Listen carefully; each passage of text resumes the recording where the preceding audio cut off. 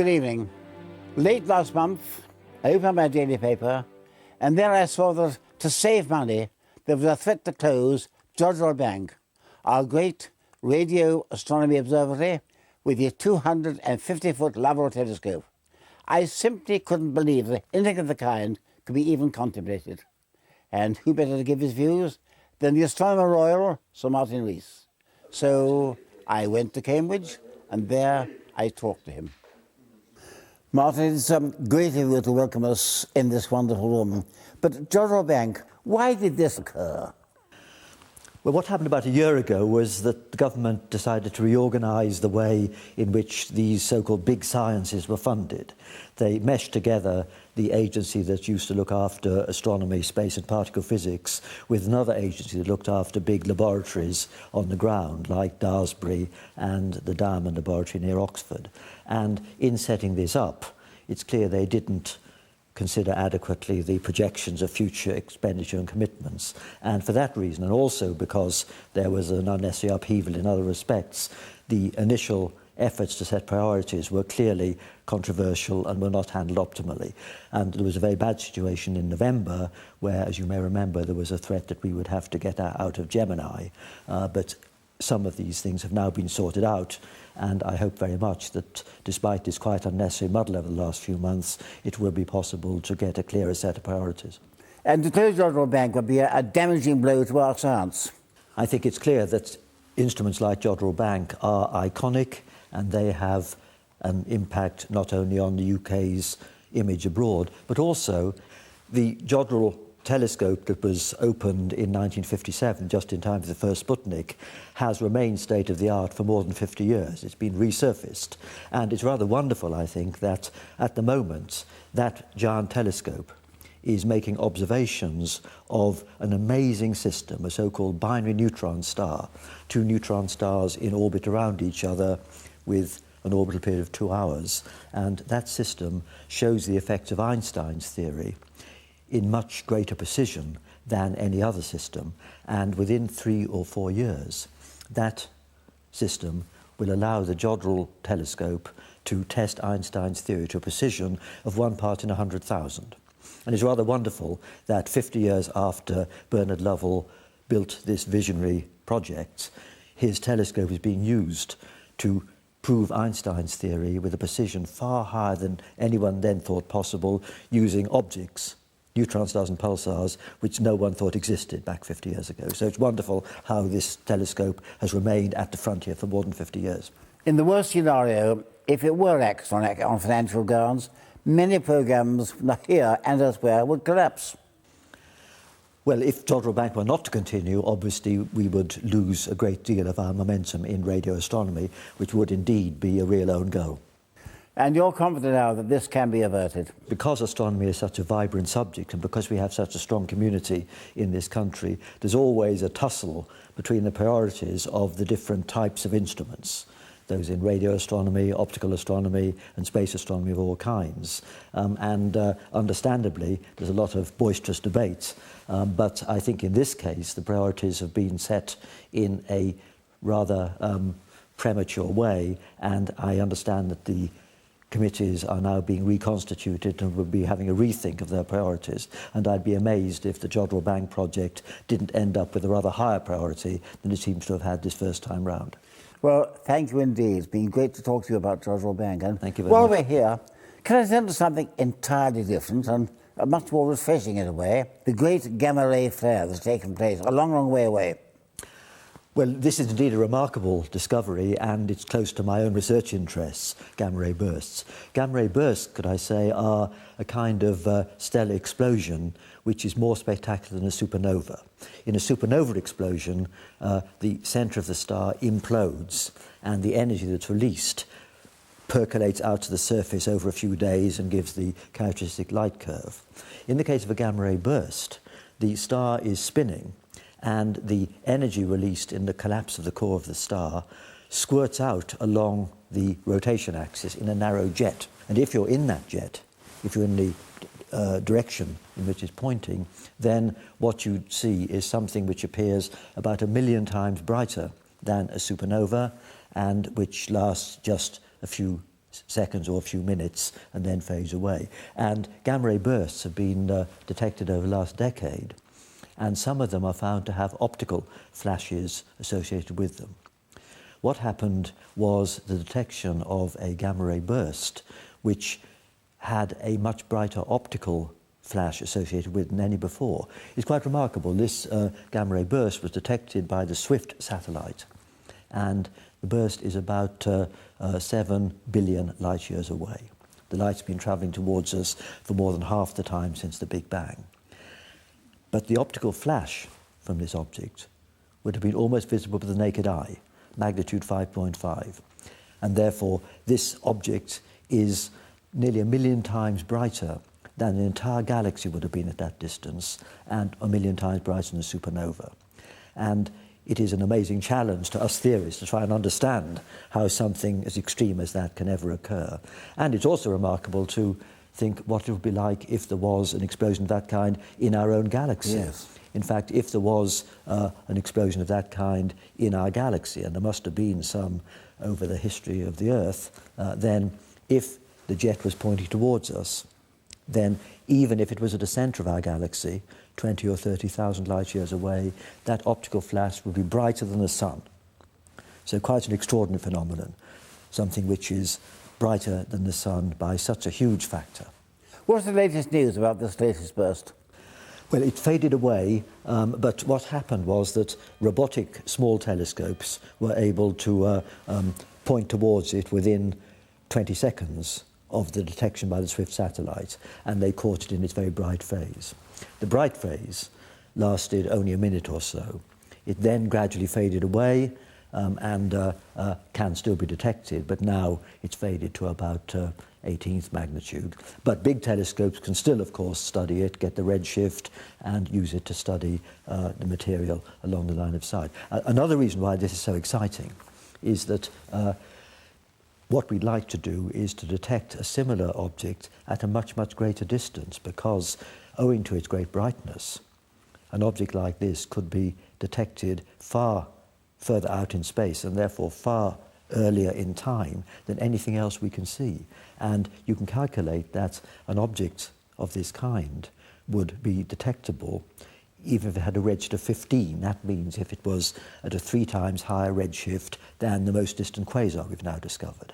And if we were ever lucky enough to detect an object like that with such a big redshift, it would be a unique probe for what I call the cosmic dark age, the era in cosmic history when the universe lit up for the first time, when the first stars formed and the first galaxies started to assemble. We have no probes of that early era because objects there are too far away and too faint, but this amazingly bright beacon would, if we detected such an object that far away, allow us to probe right back to the birth of the very first stars, and that makes it exciting. Seems there are new discoveries, new events almost every month now. The more we learn, the more we realise, the more we don't know. It's an unending quest, and that's what's fascinating about the subject.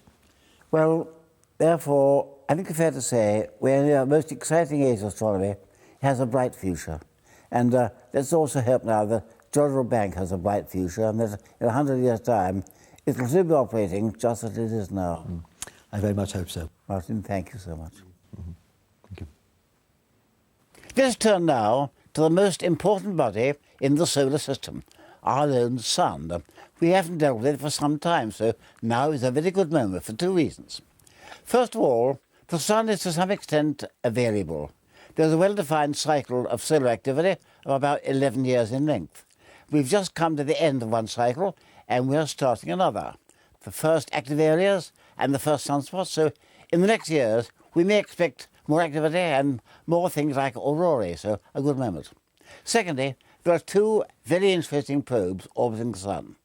One is Ulysses, now coming to the end of its career. The other is Stereo, now in full flight. And within are 2 great experts, Doctors Tim Horbury and Chris Davis. Welcome to the Sky at Night. Thank you. Thank you.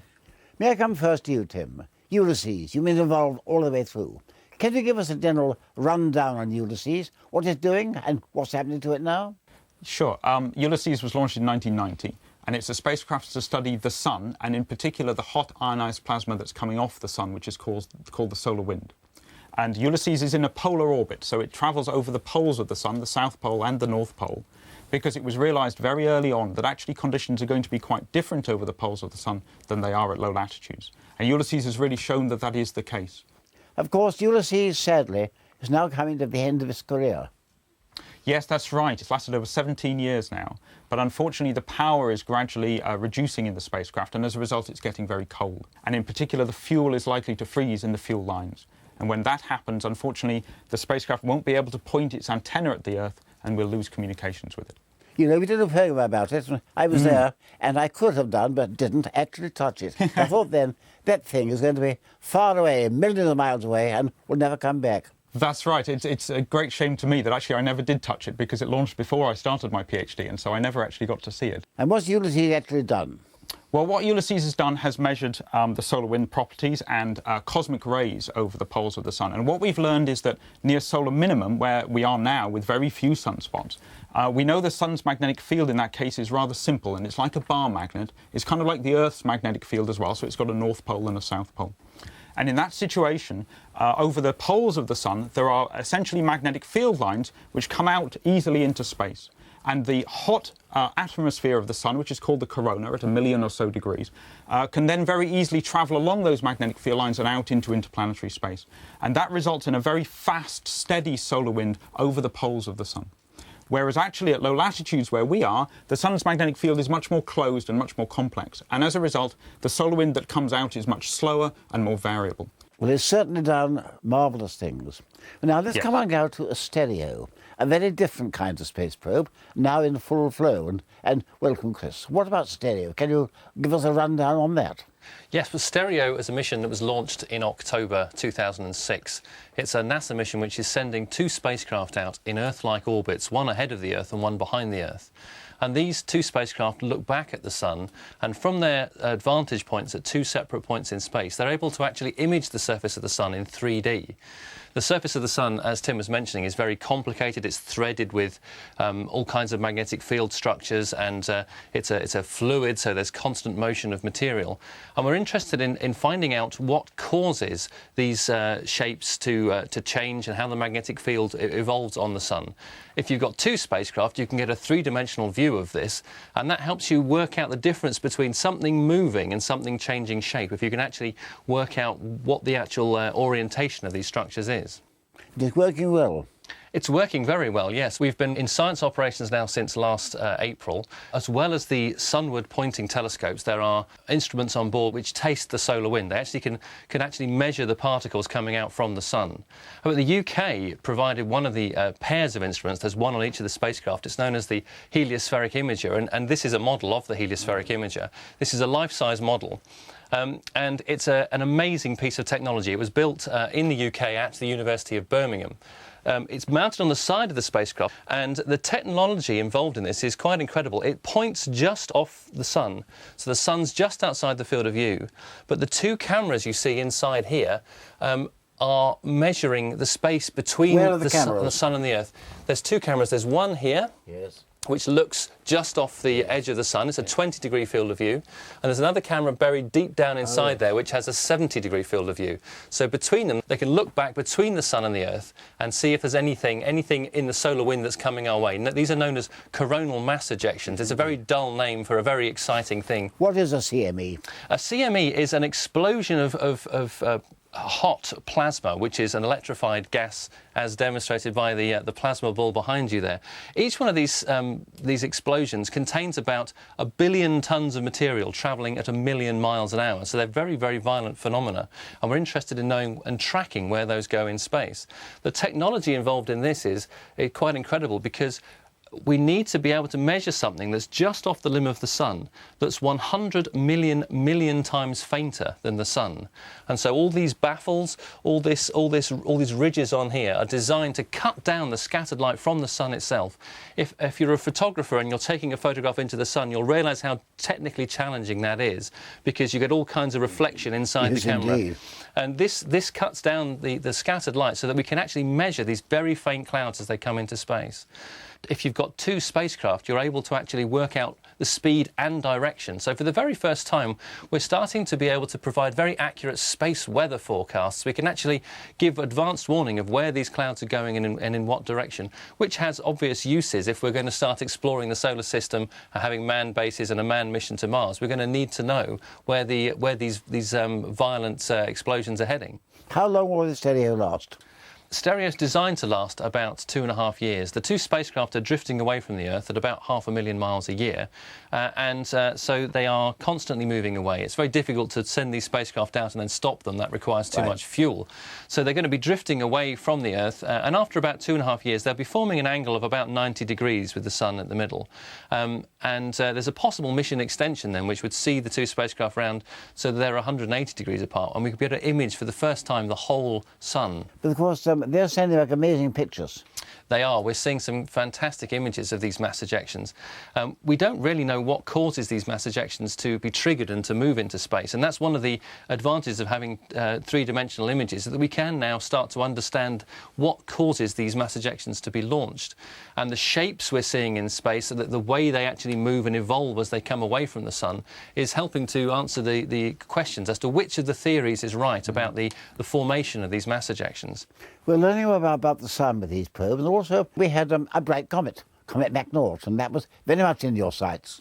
Yes, in fact, it was one of the first things we saw when we opened the door of one of these instruments was Comet McNaught, this magnificent feathery tail, which tells us a lot about the elements in the tail. We have seen other comets as well. We've seen Comet Machholz orbiting the Sun with a beautiful iron and a beautiful dust tail. But I think the jewel in the crown was Comet Encke. Poor little Comet Encke, as it came in towards the Sun, a mass ejection went off and it actually ripped the tail off this comet. And how comets interact with the solar wind is a really graphic example of how the solar wind can affect objects in space. Encke's an old friend. It wasn't permanently damaged. No, that's right, it wasn't, but you could see that this tail actually disconnected as the CME went over the top of it. Now, we've seen those kind of disconnection events before, of course, but we've never actually seen a CME, a coronal mass ejection, going over the top of it to cause the disconnection, so that's what's lovely about this. But with these kind of observations, you can see these tails can sometimes be quite long, but with Ulysses we saw just how long they can be. So in 1996, Ulysses actually passed purely by chance through the tail of Comet Hyakutake, which you remember was a very bright comet then. Comet. It was spectacular. And actually Ulysses passed through the tail about 500 million kilometres down tail, so a huge distance, much further than we are from the Sun, for example. And so actually with Ulysses we realised that for the first time that these comet tails can actually essentially last throughout the solar wind as it goes towards the termination shock at something like 100 times we are from the Sun. So actually comet tails seem to be these very coherent objects, which probably are some of the largest objects in the solar system. They stretch right out to the far edges of the depths of space. We're learning about the Sun with these probes and also about the planets in some way.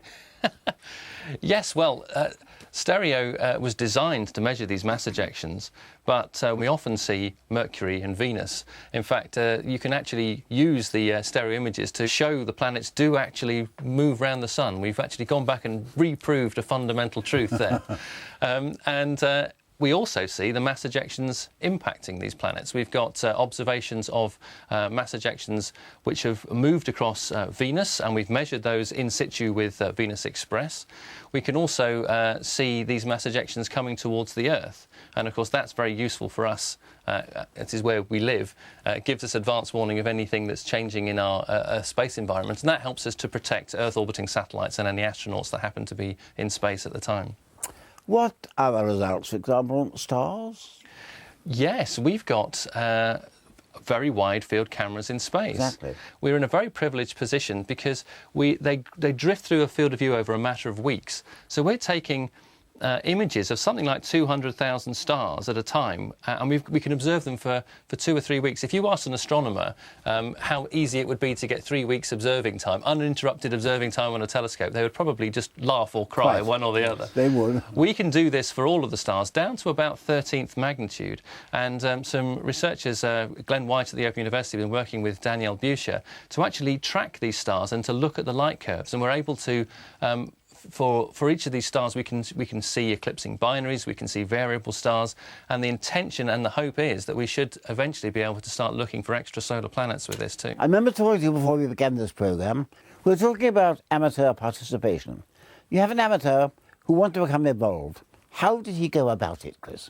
Well, at the moment, we've got all the images and movies available online on the Stereo HI website, and I can give you the address for that. It's www.stereo.rl.ac.uk.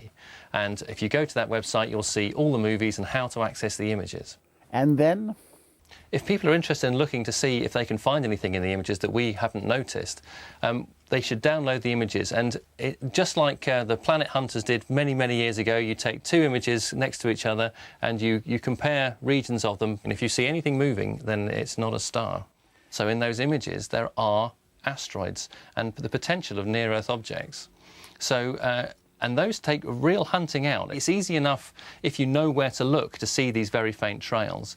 But the advantage of stereo is it's looking between the sun and the Earth. Therefore, it can do things that ground-based observers can't. Yes, quite, because from the ground the sun would be in the field of view, and so very difficult for you to actually see these things. So we are imaging a region of space which is very difficult to image from the Earth. So if people wanted to take our images and start looking for objects that haven't previously been seen, then there's a real opportunity there. Something interests me particularly, volcanoid asteroids. A belt of asteroids somewhere near Mercury. No volcanoids have been found as yet, but they could exist. Well, we certainly see Mercury in our field of view, and if any of these asteroids exist and then they're of a sufficient magnitude, then we will see them. In that case, I announce a Sky at Night medal to be won by the first man or woman who discovers a volcanoid asteroid. Sounds like a very exciting challenge. Absolutely. Well, now, what are the immediate future? Ulysses sadly is near the end. That's right. Stereo is not. What do you hope for mainly in the next few years, Tim? In terms of what we're going to understand, for example, about coronal mass ejections, I think we really should be making some progress now about understanding how coronal mass ejections and the magnetic fields that they carry with them really make a difference for affecting the solar cycle. So something that's very exciting that's been coming up recently is this idea that actually coronal mass ejections play a key role in changing the solar cycle. So we see the number of sunspots on the sun changing from very few like we have now at the beginning of a cycle, when the sun's magnetic field is rather simple. And then when there are lots of sunspots on the sun's magnetic field is actually very tangled. It's a symptom of that. And then another about 5 years later, we go back to solar minimum. And at that point, the sun's magnetic field has flipped from one polarity to the other. And it's looking now like actually, as these coronal mass ejections get released off the sun, they certainly carry magnetic fields with them, and it seems like they're actually playing a key role in moving the magnetic fields up to the high latitudes to reverse the sun's magnetic field as a whole. So it actually might be that coronal mass ejections are playing a key role in determining that 11-year timescale of the solar dynamo and the solar magnetic field reversal, and that I think is very exciting. Certainly. What about you? I think the thing I'm most looking forward to is being able to predict the speed and direction of these mass ejections and to actually provide advance warning for observers, say, of Jupiter. We've had requests from the guys at University College in London that if they want to look at the Jovian aurora, for example, if we can tell them, well, there's something on your way and it'll be with you in a few days, then that gives them an advantage to actually look at a specific time.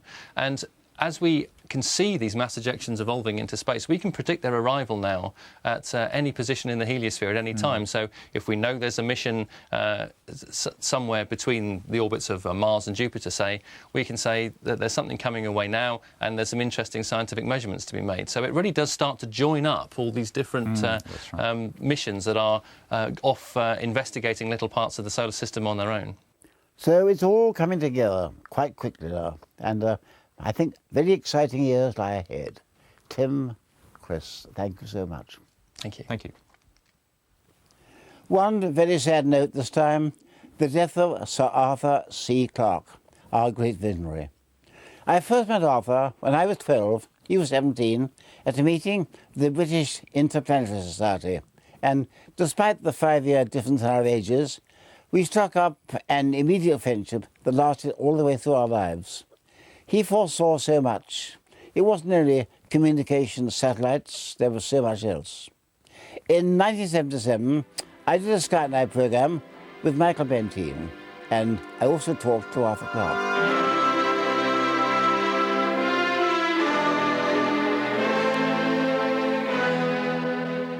You know, know, I came across the other day a copy of Wireless World, and this is regarded with now with some veneration. Yes. A 1945 issue in which Arthur Clarke forecast communications satellites, and it's not even on the cover. No, I remember this. This was, of course, greeted with a tremendous outburst of public apathy at the time, which, of course, is par for the course, isn't it? No one took the slightest notice of it. It's a tremendous article. I remember it was indeed, but because he didn't get it all right, and one thing he wasn't certain about at all was the time scale. And, you know, when he was in England, I asked him whether this kind of communication satellite had happened earlier or later than he'd expected. It's happened much sooner than I expected. I thought it wouldn't be around till the end of this century, maybe 1990. Also, I envisaged very large manned space stations, not the small communication satellites that in fact have arrived. And the reason is rather interesting, because at the time when I wrote that paper, I was working on a very complex RAF radar equipment, which contained an enormous number of radio valves, if you remember those things. I do indeed. There were about 1,000 of them in this complex equipment, and every day 2 or 3 blew up, so we were always replacing them. And it was inconceivable to me that elaborate electronic equipment would not need a full-time maintenance staff. Well, of course, the transistor came along, and that made it possible for communication satellites to be built and launched maybe 20 years ahead of my schedule. Arthur Clarke's vision ranged much further than that, to Mars, to beyond, across the galaxy. He got so much right, and he's always going to be remembered. And now on to our other newslets. Chris, Saturn. Yes, and more exciting results from Cassini, the probe that's been orbiting Saturn for several years now, and which recently flew just 30 miles above the tiny icy moon Enceladus. Now, Enceladus, I've been saying for a while, makes no sense. None whatever. It's a small moon, it should be frozen solid, but it has this geyser, this jet of material shooting out from the moon, and Cassini flew straight through that jet, which means for the first time we can measure its composition.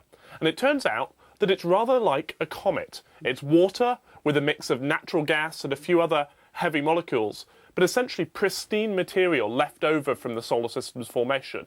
Now, what that material should be doing in Enceladus and what's heating it up to cause this jet to occur, we still have no idea, but very exciting result. No, we just don't know, unfortunately. And then the next satellites out, there's Rhea, much larger, nearly 1,000 miles across, and this now appears to have a ring of material going around it, a ring of a ringed planet. And that was totally unexpected. Yes, and it's a large structure too, thousands of miles across, yes. And we now have some work to do trying to explain Rhea. Every time we look at any of Saturn's moons, we discover that they're much more interesting and much more confusing than we thought. Come back to our favourite Mars, with been a tremendous avalanche there. There has, and more to the point, we've captured it in this wonderful image from the Mars Reconnaissance Orbiter. We're looking down at a steep slope, about 60 degrees. You can see the ice on the left of the picture there. This is water and carbon dioxide ice from the northern polar cap. And some of it is falling away down the slope. You can see the dust being kicked up by the avalanche. You get a real sense of standing on the red planet, hopefully not too close. We once thought Mars was a dull world. How wrong we were. Yes, and there's plenty more to come from this mission as well.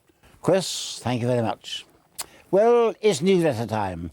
If you want your newsletter, send your stamped addressed envelope to Newsletter 109, The Sky at Night, BBC, Birmingham, B1 1RF. And when I come back next month, it'll be our programme number 666. Good night.